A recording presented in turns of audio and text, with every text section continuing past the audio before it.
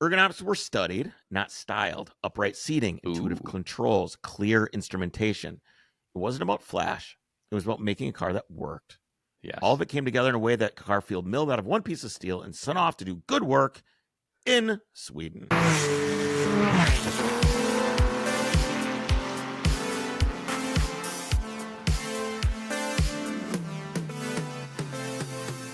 Hey guys, welcome to Overcrest. I'm Jake, and Kris just walked away, literally somewhere in the garage. You could sorry, see. I had to unplug my heater. My heater kicked on. I didn't think you wanted to listen. Hey guys, welcome to Overcrest. That's Jake. I'm Kris. Got a fun episode for you today. It's always fun when someone buys a car. So did you? Like okay, did you? You bought this thing. I'm not. I know. We gotta wait to get into it. Nobody knows what it is. But did you buy this thing? I bought the thing. I'm really excited. I bought it. I bought it. I might. This, I don't know why, but this is one of the most excited I've been for a car that you bought. The fact that I might actually buy it after you're done.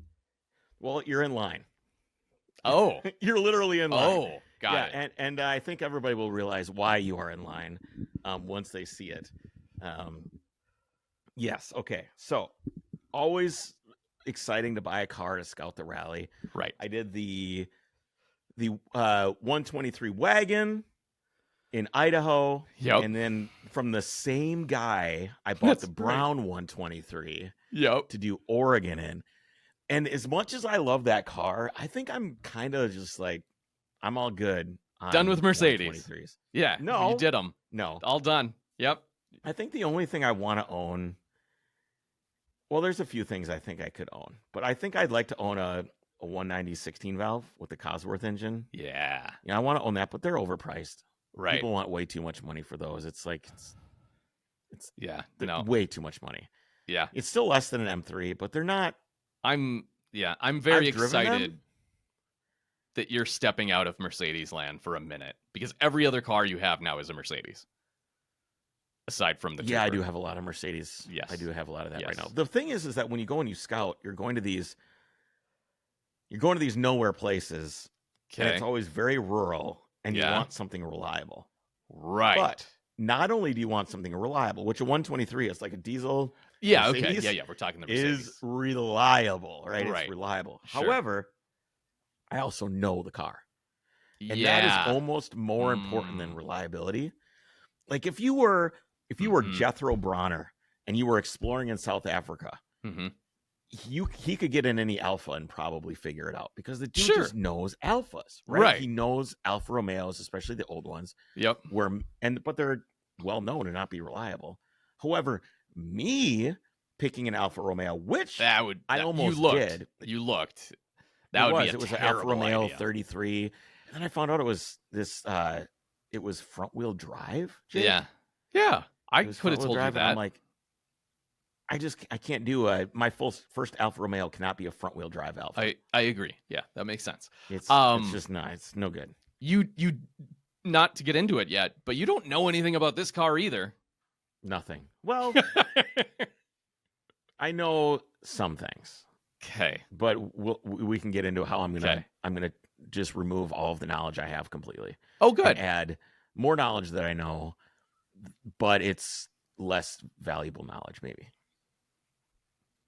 Okay. Yes, I like that look on your face. Yes, there is mystery. The problem is Jake already knows what car I'm buying. So does the Drivers Club, by the way. The Drivers Club is. Oh, I didn't even look up there. Okay, yeah. Okay, so Jake, you know what the problem with most cars is? Tell me. They weren't designed to be driven in the snow or on roads where pavement is more of a rumor than a promise. Right. They weren't made for freezing rain. You need for scouting the rally. Yes. Exactly. Yeah. Or the kind of darkness that lasts months. Yeah.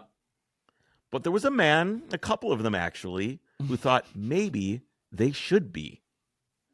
They weren't engineers in the Detroit sense. They didn't have wind tunnels, no tail fins, and no big block pushrod V8s. They believed cars should last forever, or at least close to it. They should be honest, maybe even plain, but strong. Always safer than what came before. And if that meant being a little slower, a little squarer, well, better late than never. They built their first car nearly 100 years ago in a city better known for shipbuilding. The cars didn't go fast, and it didn't look fast, but it started a lineage. And then they kept building through war, through rationing, through the kind of winters that froze oil in the pan. And their cars were not flashy, but they always started and they rarely quit. Mm-hmm. By the time the 50s rolled around, they introduced a car that looked like a scaled-down American coupe. Curved fenders, split windshield, but it was half the size and twice as stout. When they started exporting them, quietly, carefully, to people who didn't care about speed as much as they cared about staying alive. Mm-hmm. Sorry, I had to swallow a burp there, Jake. That's bizarre. Okay. Yeah. Then came the seatbelt. Not just a lap belt, but a real one. The kind that saves lives. The kind that wraps around your chest and holds you while the world falls apart. Not around your neck, Chris. Not around your neck, turns out. Not around your neck. No, not typically. Do you understand the reference? No, you don't. Oh, is that when I... Yeah. Dude, I was with Jake in his section for some reason, wrapped his seatbelt around my neck, and then I couldn't get it off. Because you wanted to tease me about the color-matched speed yellow seatbelts. And so you wanted to take a selfie, and for some reason wrapped it around your neck, and then you had like a panic attack. Because you're like, wait a minute. Because it locked? It locked, and then it was like, if Jake crashes, your head is going to pop off. Yeah, I was going to be decapitated. They invented that seatbelt, and then... they gave it away. Which is amazing. Such a cool... Those engineers were Asar Gabrielson and Gustav Larsson. One came from industry, the other academia. Together, they believed Sweden needed a car company because no one else was going to build something that could survive Scandinavian life. They built the OV4 in 1927. There it is. It had wooden wheels and a canvas top. Sweden at the time was still largely rural. Roads were gravel, or worse. Winter lasted half a year, and long distances separated small towns from the few cities. So, fun fact, before you go any further, if you're looking at the screen, go back, Mr. Producer, just any of those front grill photos. The iconic... Wait, are we just... we gave it away. It's a little slideshow. Yeah, right? Like we... No, can I say the make? No. Oh, yeah, everybody knows by now. Good Lord. Volvo, if you don't know obviously. By now, geez. Well, I didn't know if you were saving this big, like burying the lead. No, go ahead. Okay, Everybody we're talking about Volvo. And fun fact about Volvo, every Volvo has the diagonal line on the grill, still to this day. It's like one of their lasting hallmarks of brand and identity. And originally, that was simply a strut or a support for the front radiator housing. And I don't know if there's a model before this one. Yes, they do have a weird, like, pointy thing there. They clearly made it a design element, but originally I know it was said that was actually just like a functional strut bar thing, not strut bar in the sense of a strut bar, but like a fixture. So that's my fun fact for you, Chris. I see it there. I can see it right in the middle. Very good. Most people of the time could not afford a car, and those who could needed one that wouldn't fall apart at the first frost. When the first series produced OV4 was about to roll out of the factory in 1927, engineer Eric Kahlberg slipped it into first gear, and the car went in reverse. Wait, what? Turns out he had installed the differential backwards. It was a minor error, but it delayed the introduction by a full day. So, instead of April 13th, Volvo calls April 14th the day the company was born. Okay. That's the day they still cite. But the truth is, the automobile company had already existed since August 10th, 1926. But it was going backwards. It was going backwards. Backwards of the ball bearing manufacturer, SKF. Aha. The mix-up was small, the symbolism big, because this was going to be a company that got things right, even if it took another day. I like that. Interesting to note, the other, of course, Swedish car manufacturer is Saab, or was Saab, I should say. Yep. And they didn't make it. They didn't make it, but also Volvo was established a full decade before Saab, which I guess I didn't realize which came first. So 1927 versus 1937, for those interested. Yes. Well, Saab didn't make cars back then either. They started with aeroplanes. Aeroplanes. They followed the OV4. Born from jets. The series. Post-war, the PV444 changed everything. And it changed a lot of manufacturers in Europe post-war shifted drastically. Sweden was still recovering from the war. Rationing had only just ended, and car ownership was still a stretch for many. But people needed mobility. They needed to get to work, haul goods, visit family in far-off towns, and escape the long grip of isolation that the winter and the war imposed. The PV444 offered that. It was small, aerodynamic, and designed from the start to be affordable. But it didn't compromise strength. It had a monocoque body, rare at the time, and was built to last. It ran on low-octane fuel, and predictably it shrugged off bad weather. Under the hood was a 1.4-liter inline-4 engine producing 40 horsepower. Nice. Mated to a 3-speed manual transmission. It was not quick, but it was reliable and easy to service. Traits that mattered far more to people facing snowdrifts, mud tracks, and vast rural distances. Simplicity wasn't just a design choice, it was a necessity. This was a car for ordinary people who lived hard lives and needed something that wouldn't break. It became not just a means of transport, but a symbol of the Swedish post-war spirit. Modest, resilient, and quietly capable.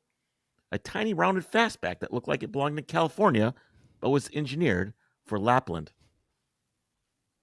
The 120 Amazon came next. Cleaner lines, unibody construction, and safer than almost anything else on the road. It arrived at a time when the world was shifting. More women were driving. Families were growing, and highways were replacing dirt roads. People needed something dependable, modern, and safe. The Amazon was all of that. It was the first car to come standard with seatbelts in the front. It was overbuilt and over-engineered. It also apparently, if we're watching the video, licensed SU carburetors from the British. That's a terrible choice. Yes, those are the hydraulic carburetors, right? The ones with the dampers. Exactly, and you can tell because there's the big bulbous thing on top. Why are they looking at a TV screen? That's so cool. What is this? Did you see that? They're doing there. Yeah, they just banged the guy had a bong symbol in front and of the TV screen. what the hell? Okay. Yeah, I have no idea. That is bizarre. Hey, real quick, I'm going to interject again some more history. Yeah, go for because one thing that I love is etymology, the origin of names, right? Yes. And Volvo was, as you mentioned, established long before the actual car company. It was going to be the ball bearing company. And Volvo is a conjugation of the Latin word I roll, or words I roll, being Volvere. So Volvo is a rough translation to I roll in Latin. Look at this guy rolling on these dirt roads, Jake. Yeah.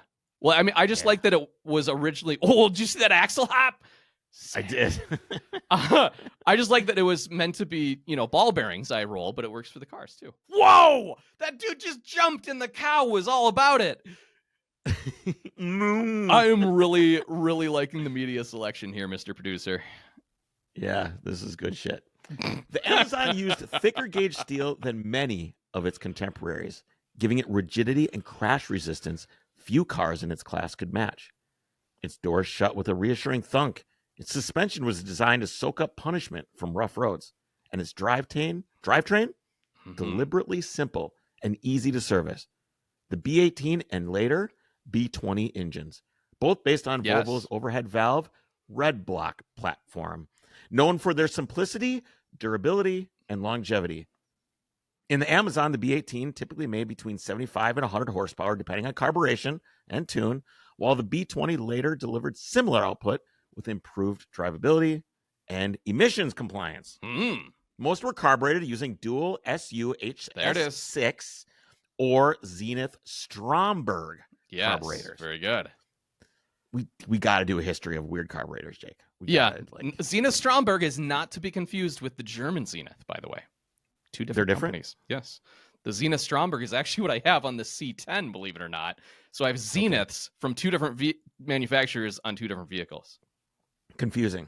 Very. That makes Google searches hard.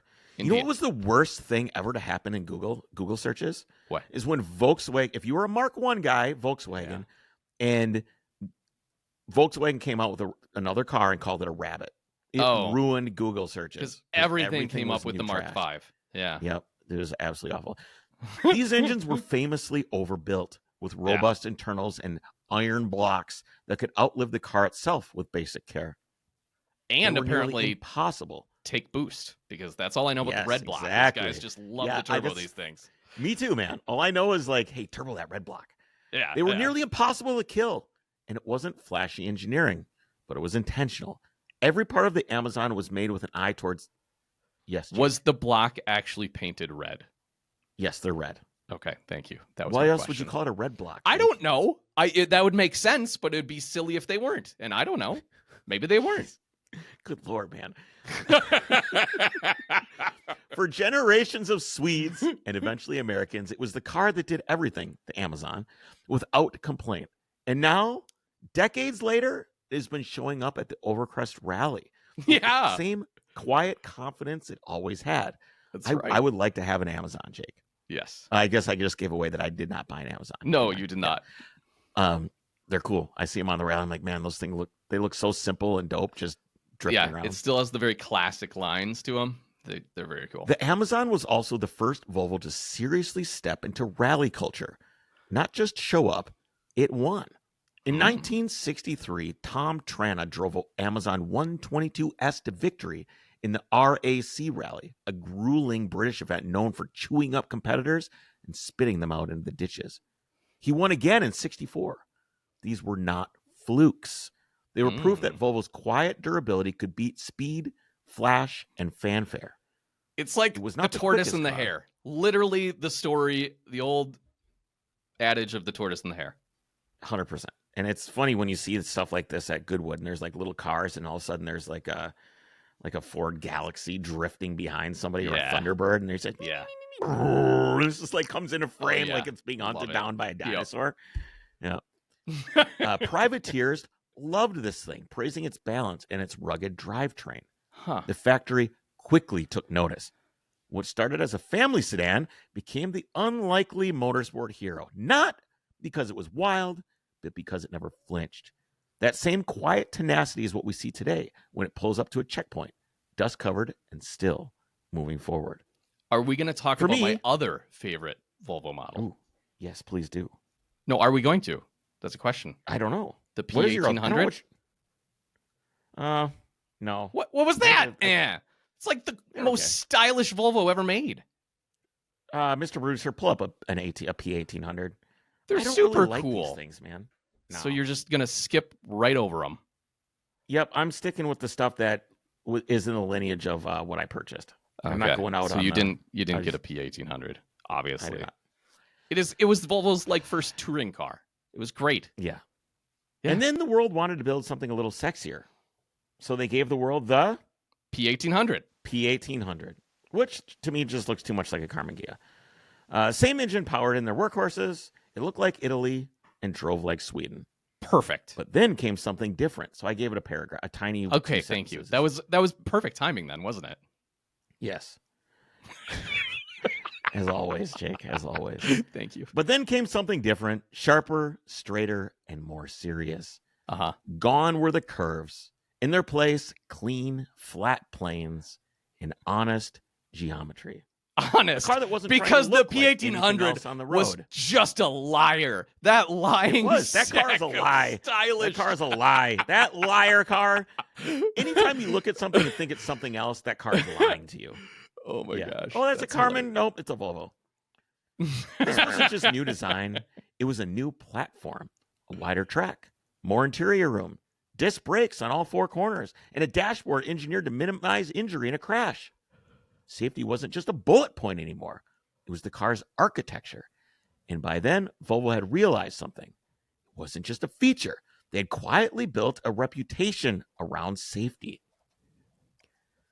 What began as necessity for surviving the extremes of Swedish life had become their identity. The seatbelt wasn't a stunt. The crash structures were not accidents. They weren't following a trend. They slowly had become the benchmark. It was at this point that it became institutionalized. Volvo now knew who they were, and this was them doubling down. And yet, for all that seriousness, this thing isn't sterile. There was something honest in the geometry, something oddly warm in the way simplicity met the road.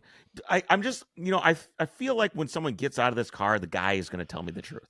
It's an honest design meant for honest people. Don't you think somebody that's going to get out of a Volvo is going to tell you the truth? I just love the fact that boxy means honest to you. And so anything that had styling and was very like svelte and awesome looking, that's a liar. Mr. Producer, Anybody I sent you that another is commit photo grift, of lying Volvo. Absolutely. If you are going to commit grift on somebody, you don't pull up in a Volvo to do it. You're probably going to be like, look at me and my Ferrari. I'm actually the son of a prince in Saudi Arabia. Nobody pulls need up help in a Volvo and tries my to commit money. grift. Yes. Those lying lying was not trying to be was not trying to be loved, but people loved it anyway. It was the kind of car that stuck around, showing up in family albums, parked in driveways, running long after its contemporaries. Look at that liar of a car. That is so good. The stance, the wheels, that thing wants everything. To be something else. Oh, it is so good. On the screen right now is a 64 P1800. That thing wants to be a Ferrari GTO that had sex with a Carmen Ghia. The best looking Volvo, period. Bar none. No, absolutely not. It actually looks more British to me than anything. It does look a little DB in the front, doesn't it? Exactly. Yes. Yeah, it does a little bit. Which it just doesn't look like a Volvo. Carburetors, so it's fine. It doesn't look like a Volvo, Jake. It doesn't look boxy, is what you meant to say in that sentence, because those two terms are they're interjectable. Okay, whatever. Anyways, let's get back to this was the kind of car that stuck around, showing up in family albums, and maybe that was loyal. The charm. It's loyal, Chris. Not only is it honest, it's loyal. It's loyal. Eventually, enthusiasts started loving these things too. And one of those enthusiasts, as it turns out, is me. The car I bought isn't rare. It's not expensive, but it was honest. And it had a history in its bones. When I needed something, I could trust to go out and scout forgotten road. Jake, what?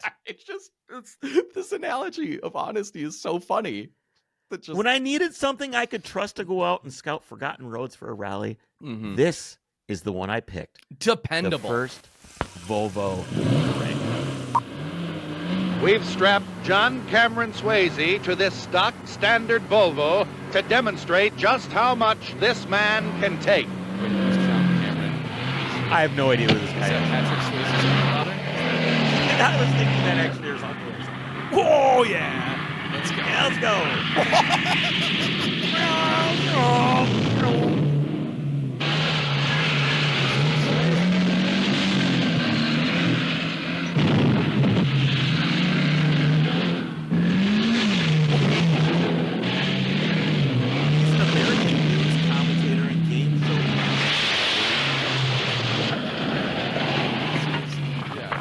He also was an actor who had tough guy roles. John. No! John, you're too much. What? Why is it? Why is John too much? I don't know. I don't know why John is too much. That's just him. John was way too much there. Let's I'm gonna play this commercial too while we're right here. Dude, the Volvo commercials in this period of time. That I did not expect that. They are weird. Here's another one. Oh, okay. What? Do you sometimes get the feeling they named your old car after the wrong animal? Between the gas and the repairs, has your once sleek wild animal turned into something else? What year is this? 1968, maybe? Yeah. 70? Traded in on a Volvo. Volvo is economical. It doesn't guzzle gas. It's also reliable. 9 out of every 10 Volvos registered in the United States in the last 11 years are still on the road. You can keep a Volvo a long time, get out from under car payments, and put your money into additions to your house payments, swimming pool payments, and fence payments, so you don't lose everything your Volvo helps you accumulate. That's it. Not only are other cars not honest, they eat things, Chris. They eat things. That's absolutely true. That's what I got out of that. The first Volvo brick. This is the Volvo 140 chassis. The world in 1966, when this car came out, wasn't quite in crisis yet, but you could feel something shifting. The post-war optimism was starting to fray. Highways were growing longer, traffic moving faster, and for the first time, people were starting to wonder what might happen if things went wrong at speed. Probably has a lot to do with other cars blowing up, too.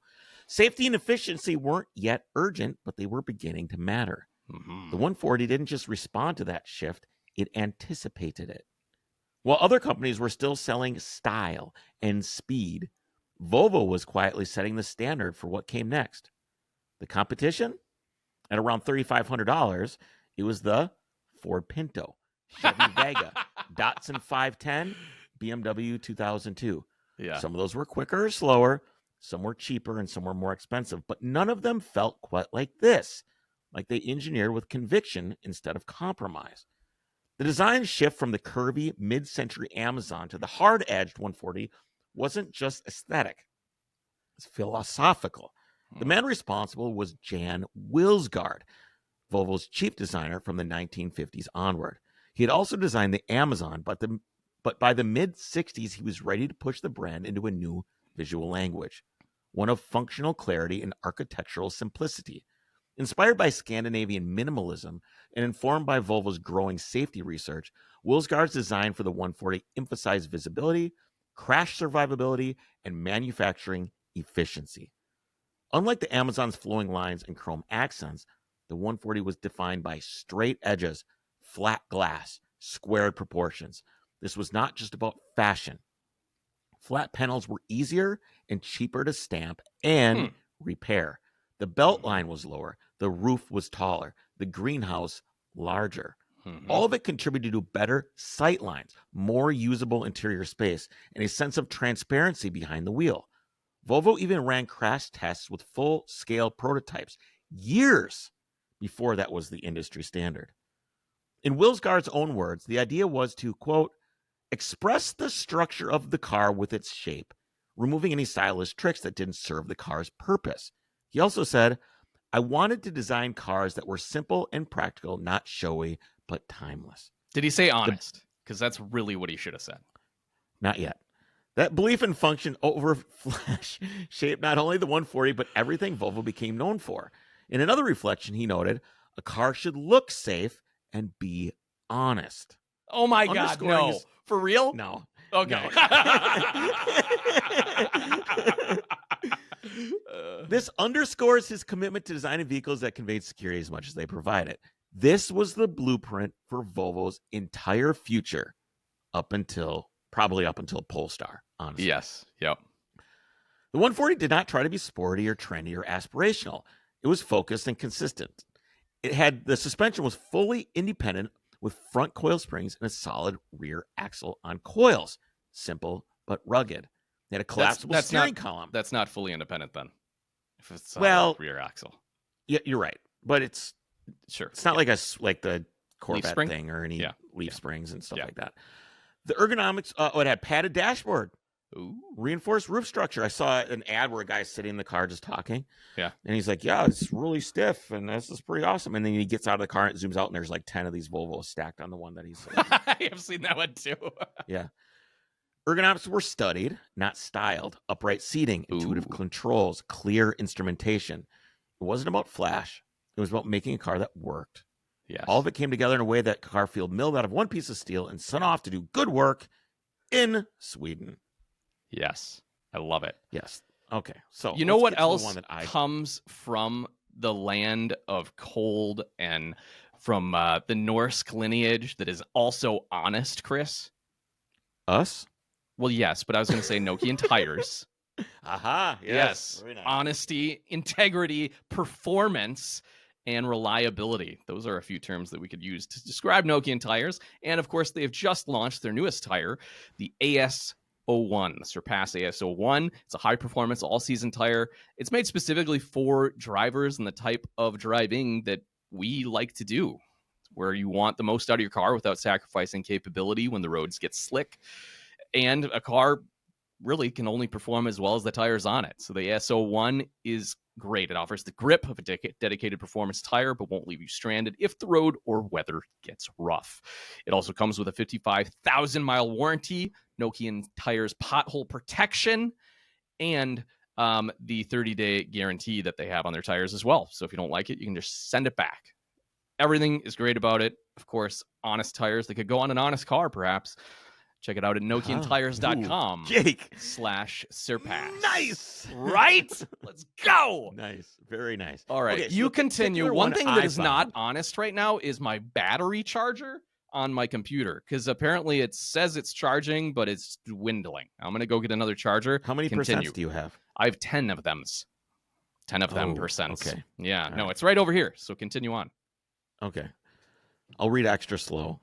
I got one paragraph left here. The particular one I found is a 1974 142. It's powered by a B20 that puts out around 100 horsepower. Displacement is 1,986 cc's because nobody can seem to squeeze out enough cc's that matches the displacement that they say anything is.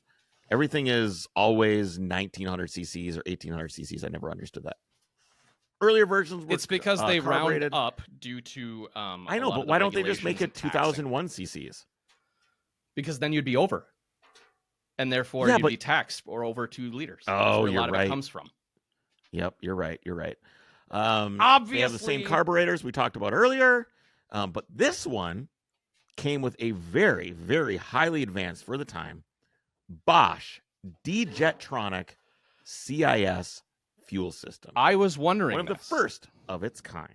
Okay. This thing is not high strung, but it's dependable, torquey, and famously overbuilt. What do you got going Apparently, on? I just don't worry about it. Well, I'm going to worry about it because now you look like a giant orange Thank you. turd. That's exactly what I was going for. Switch your camera over. All right, let's take a look at the ad here. I'm gonna go through this, Mr. Producer. You don't have to. All right, so here it is, right here. 1974 Volvo. Doesn't even have a title. It's a 142 M40 manual. I think the M40 is the transmission. Some of them have like a 4-speed situation with like an overdrive. I don't think mine has this. IPD suspension bushings, sway bars, ignition wires and distributor, new fuel pump. It's got a cam, Jake. Yeah, I Street saw performance that. cam. Oh, now your audio. Oh, is terrible too, Jake. damn it. Okay, let me just hold on. Right on the bottom of your screen. I Jake. know. Just click the. Now we can't hear you at all. You're gone. All right, we're gonna pause this, and Captain Technical No Ability that didn't plug his computer in can get back to us. We're gonna pause this. We'll be right back, ladies and gentlemen. All right. You see the car now, Jake? You see Yes, the car? I You paying do. attention? Yeah. Now I'm paying attention. I'm sorry. I thought. Yeah. Whatever. Okay. Continue. So it's got like some cool shit. It's got suspension Okay. bushing, You sway didn't even. bars. The best part is the color. It matches my 911. It does absolutely match it. It is the same 100%. color as It is like a red orange. It totally matches my 911. I went I on love that the it's the Turbo coupe. Bricks Facebook page, and I found the guy that bought it in 2017. Seemed Okay. like a Volvo guy who had bought it from Yeah. the original owner. Oh wow, that's the odometer cool. stopped working at 56,000, which I don't know what that means. Let me grab. Probably an odometer gear that runs off of the. Well, I know what speedo that. I know what itself. it means, but I don't know like how many miles it has on it now. Oh, Let me grab. I'm going to grab my photo album because I have a lot more photos that are Okay. nice and like Yes. high resolution. Okay, there she is. yeah. Oh, Yeah. So Oh no, dude, this picture is taken at Shady Beach. That doesn't. That's not a good sign. that's Is it? shady. So here's what happens. I send this guy a message. I'm like, hey man, I'd like to know more about this car. I Yeah. would like to see pictures of the engine compartment. I would like to see better pictures of the interior, which I haven't shown you guys yet. The pictures in the ad were honestly not great. Honestly, pretty poor. Just not. Keep good in photos. mind, do you see the date code on this photo? This photo was taken 5 years ago, Chris. Yes. Well, these are. I told him to send me everything he had. Okay. The so ones these that are probably in the- when he bought it or something. Yeah, this thing is not. I don't think it's been driven that much. Okay. Yes, 2020. I'm aware. There's a little bit of a leap here, but I became suddenly more comfortable because this thing is out in Connecticut near Milford, which is where FCP Euro is. Yes. And I became suddenly more comfortable when I called up Mr. John Harbinson. Yes. And said, hey, check this car out. And he goes, I grew up with that guy. What? So, yeah, Harbinson grew up with the guy that owned this car. So he That's called awesome. him, and they talked a little bit. So I became increasingly trustworthy. Yeah. Of when someone knows somebody, it's not just Joey Bob on Shady Beach. Yeah. Now you're a fof. A friend of a friend. What's a fof? A friend of a friend. Yes. That's not actually saying. So we got, here's our okay, go picture. back to I want the close up on the headlights because so you have your main sealed beam, you have your turn indicator. It's a 7-inch, so you can put H4s in there. Cool. And then what is the little white reflector housing thing? I have no idea. That's cool if it's a separate light. I hope it's a separate light. Or you could just remove it, maybe. No, I don't think you do that. Good. And I'll show you. You might. Anyway, so here's a recent photo, September 2nd, 2024. This is the engine compartment. As you can see, the color of the block is? That is red, yes. That's very red. That is very this red. Color is the same. This is literally the same color. I don't like the wires running across the engine bay. No, a lot of that is not obviously factory. There's some sort of... there's a little blue crimp there. Oh, you know what that is? That's those speakers I saw on the rear parcel shelf that were added later. That's you're going to have a terrible stereo install in that thing. Guaranteed. Maybe. Why can't I go any farther? What's going on here? What? I think the good news is you're going to be in Connecticut, and our friends at FCP Euro do stock parts for Volvos. Yes. They are an online retailer of OE, OEM, genuine aftermarket, and performance parts for European cars, including Volvo, Porsche, BMW, Audi, Volkswagen, and more. They have over 275,000 unique products, many of which may actually fit this car, including expert assembled kits to make shopping easier. Whether you're doing a suspension overhaul or an oil change, kits really take all the guesswork out of the process, especially when you buy a car sight unseen that you know nothing about. And Kris has to go, well, what do I need for this XYZ that needs to be repaired on the side of the road? After this podcast, I'm calling FCP. Okay. Hey, hi, guys. Hi. So I bought this car. It's like I'm going to be close by. Can I maybe come over? Yes. FCP now offers in-warehouse free... No, consultation. Yeah, right. Yeah. No, they don't. But they do offer free shipping on anything over $49, and is all the products are backed by a lifetime replacement guarantee, even wear items. Kris can take you can't take maybe if you had bought the wiper blades off of this thing, and then you could swap them out, which is crazy. That's true. Yes. So check them out today, fcpeuro.com. All right. Look at this is the best part, is look at this. Dude, I know. And that's all original. Supposedly. All original. This interior, yeah. This whole so car awesome. Is all original. Dude, check out except for the Polk sweet audio. Polk audios there. Yeah, that's circa. So these pictures are 2010. taken May 15th. Okay. So these are see very recent. Very recent photos here. No paint lines. I zoomed in. Yep, okay. Gosh, look at this orange, Jake. It is the camera can't even capture it. It can't. Oh no. It is what's so this? good. Hold on. That is oh boy. And you got a push button that's not factory next to it. Oh boy, look at this wire going in the fuse box. Wait, is there so we got your terrible aftermarket stereo there. And then we have some type of push button start mod, I'm assuming that is. Yeah, well it's not a Saab. You think they wouldn't put a switch like that in it. No, that is not a factory switch, obviously. What is this firm soft thing right here? It's got that's your lumbar support? I bet. Yeah, 100% it does. Oh, that's this? Really cool. That's another wire going back to your speakers. Yeah, that must be the maybe. Where's or a fuel pump. They could have been a janky fuel pump repair. Oh man, because it wasn't speaker wire. Oh yeah, no, those are high end. It wasn't double strand. No, it wasn't. That's single. Yeah, right here. You're right. Silver. And you got the white. Yep. Okay. That's what those are. Yank that out immediately. Yes. I'm curious about the cam. Okay, so there's the CIS. I didn't have a good photo of this setup. which is interesting. Yep. So it is full CIS, and Sure is. This is. We used to take these metal air boxes and put them in rabbits and stuff like that. And oh, really? From the Volvo? yeah. Interesting. We now have a fighter switch gauge here. This photo was taken May 18th. Okay, so he took without it a fighter out. switch. Good. Good. Maybe. Yes. Go back to that. This must be right now. These are taken May 18th. Yep. Okay, perfect. So this was Do yesterday. not like the steering wheel. I'm going to try and bring a Momo with me. I just don't like. No, I I don't like agree. this. I agree. No, That'd but- be great. Look Still at the have the tachometer terrible stereo. That's pretty cool. It is front and center. I'll give it that. Front What- and center. Revs What to are those? 6. That temp gauge is pretty cool. Temp What does and it say tank. next to temp? Tank. Okay. Fuel. Temp and AKA. tank. Temp and tank. Dude, look at the antique plate for Connecticut. That's really funny. Ooh, we got some parts. Oh, all kinds of parts. That's Is great. that a brake rotor? Go back. Oh my No, gosh. that's a pulley, dude. I don't know why my How mind small did you immediately think went the to like brakes were? ah!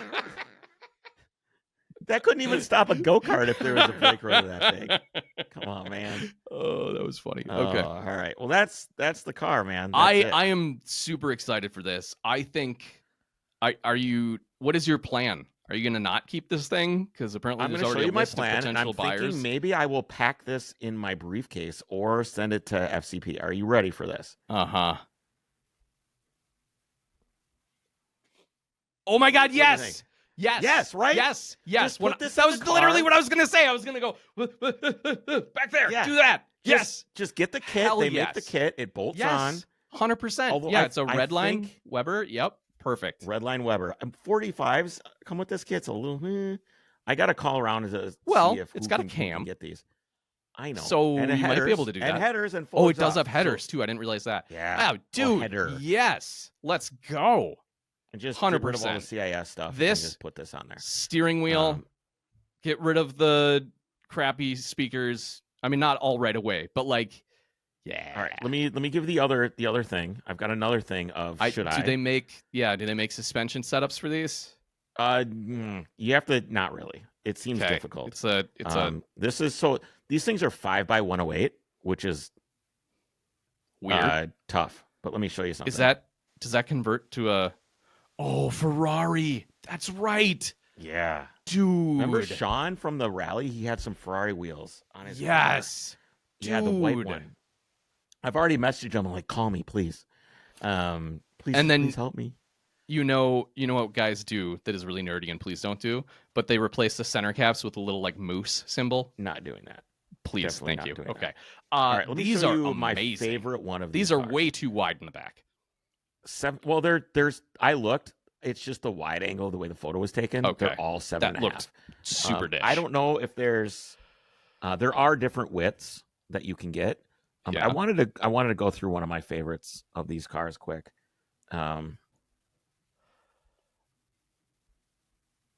Boom. Yes. I Right. looked this up. Yeah. This is owned by Greg Keesar. He was on the podcast a long time ago. He had the Ford Escort Cosworth, the yellow one, and we had him Ooh. on the podcast to talk Yes. about it. Of the cars, What you wheels should buy are at 7-Eleven. these? Are these These Gaudis? are Gaudis. No, or Works. They're Gotti. Yeah. Look at this They're Gaudi. lady. What is she all about? That's cool. She's all about me.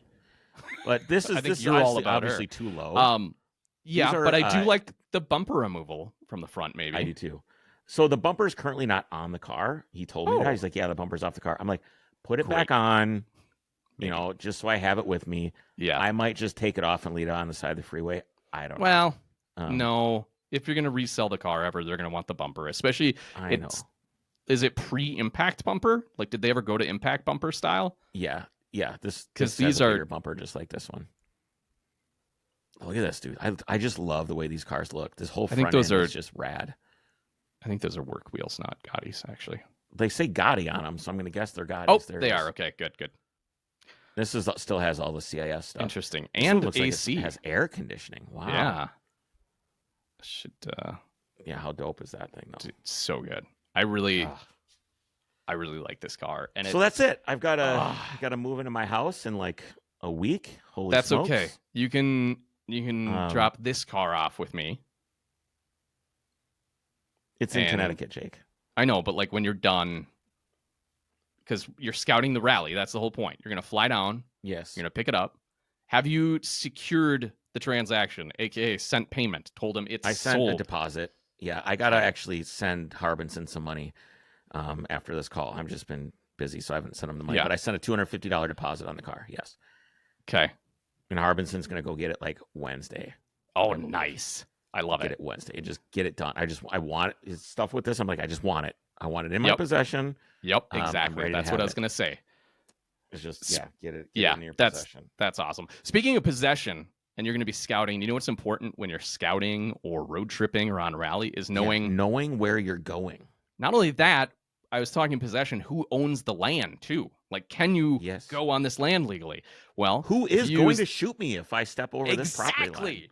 Yes. Well, with Onyx Off Road, that is the app that can tell you not only land boundaries and ownership, if it's public or private, they can show you if you have cell service in a location, which is really cool. They also have like a smoke or like wildfire layer. Like there's all these cool layers I didn't know were a thing in Onyx, but it is truly the best app for navigating your next adventure. Cell phone coverage is an interesting one. Yep. Jake. That's what I just said, cell service layer.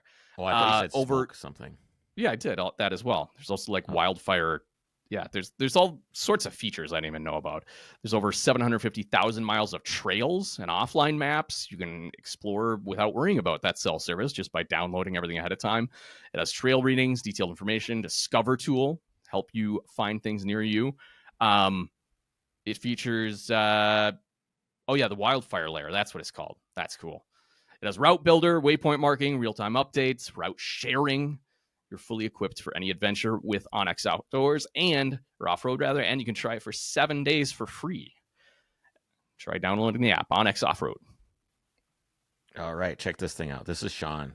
He's still got his Okay. little rally meatball on it. Well, this That's was cool. A year and a half ago, it looks like, but yeah, this thing is rad.